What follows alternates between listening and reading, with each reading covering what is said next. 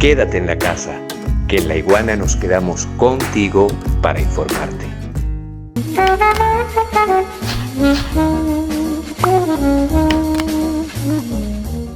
La literatura de conquista de América, así llamada literatura de conquista, se compone de las crónicas, diarios, cartas y escritos producidos por los primeros colonizadores europeos, especialmente por los españoles. Cristóbal Colón es considerado el primer cronista de Indias, pues en sus cartas y diarios relató sus observaciones sobre la vegetación, los ríos, los animales, los eventos naturales que presenció tras zarpar del puerto de Palos de la frontera y llegar a costas americanas.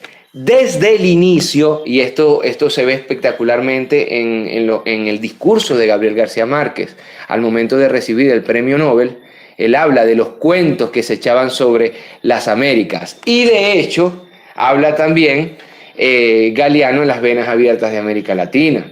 Ellos decían, bueno, sobre los indígenas, sobre los indios que poblaban este territorio, que tenían orejas grandes, que arrastraban de tan grandes que eran, o que tenían los ojos en la espalda, o que tenían los pies al revés con el talón mirando para adelante.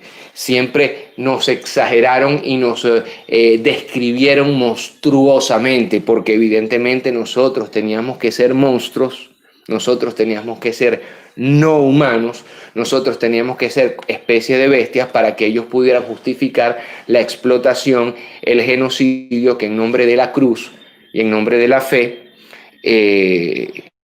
aplicaron cruelmente contra los pueblos de estas tierras. En los relatos, insisto yo, de las crónicas se menospreciaban a los indígenas, se les trataba como ignorantes y como paganos. Como toda guerra tiene que ser justificada, así lo plantea también Eduardo Galeano, tiene que ser justificada. Toda guerra es un robo, toda guerra se hace por quitarle algo a alguien, porque si no, no hubiera conflicto como tal. Al fin y al cabo, toda guerra tiene detrás de sí la vocación del despojo. Y la guerra que se le hizo desde España, en ese momento el imperio, junto con Inglaterra, los dos imperios de las aguas, de los océanos, desde ese momento esa España, esa corona española le declaró la guerra a los territorios que hoy conocemos como América, y no cesó hasta haber diezmado, escuchen bien esto, 9 de cada 10 indios, 9 de cada 10 indios. Partiendo de esos relatos, de esas crónicas colonizadoras, comenzaron a circular textos que retrataban al, entre comillas, nuevo continente como un territorio mágico, lleno de animales maravillosos, vastos recursos naturales, compleja geografía y hombres y mujeres temibles, así como una descripción de sus rasgos físicos y psicológicos como los anteriormente descritos por mí bajo una perspectiva netamente eurocéntrica. Hay que decir también que Cristóbal Colón tiene un cierto mérito, hay que decirlo, que es el mérito de haber atravesado ese océano que para la época estaba plagado de figuras mitológicas, de leviatanes, de dragones, de lanzarse hacia lo que él pensaba que eran las Indias, que era el Oriente, evidentemente implicaba también un reto a toda la cosmovisión del hombre europeo del Renacimiento, De hecho, para el 12 de octubre de 1492, la religión católica ya ejercía gran influencia en parte del territorio europeo. Por tanto, las nuevas ciudades americanas fueron construidas a imagen y semejanza de las europeas, con numerosas y gigantes iglesias. Algunas otras ciudades, más que todo en Centroamérica, fueron simplemente refundadas, ¿sí? Y sobre los grandes edificios cosa que hacía ya el Imperio Romano con los griegos, por ejemplo. Sobre los grandes edificios se colocaban, se aplastaban iglesias, ¿no? O sea, las iglesias aplastaban toda la cultura que existía en esos momentos.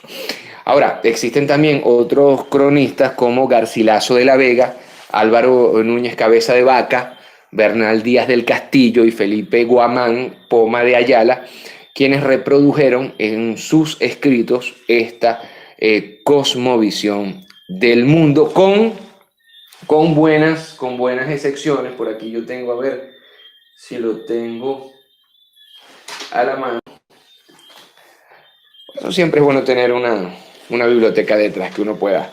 Con esta sección, Fray Bartolomé de las Casas, que es uno de los pocos autores de la llamada literatura de la conquista y colonización, que dedicó su obra a abogar por los derechos indígenas durante este tortuoso proceso. De hecho, Fray Bartolomé de las Casas legó la obra Historia y Destrucción de las Indias. Aquí la tenemos. Esta y otras de sus obras defendían a los indígenas, mal llamados indios, demostraban la valía y la calidad de cultura de los pueblos originarios y promovían la creencia en la posibilidad de una cristianización pacífica de los indígenas. Muchas de sus obras y otros textos que pretendieron hacer recuento del pensamiento religioso místico de los pueblos indígenas fueron censurados por la Santa Inquisición. Hay que decir que Fray Bartolomé de las Casas tenía que demostrar que los indios, que los indígenas, tenían alma, no eran animales, y por lo tanto sobre ellos también podría aplicarse eso que se llama el iuris gentis, el derecho de las gentes, que son la semilla de los derechos humanos,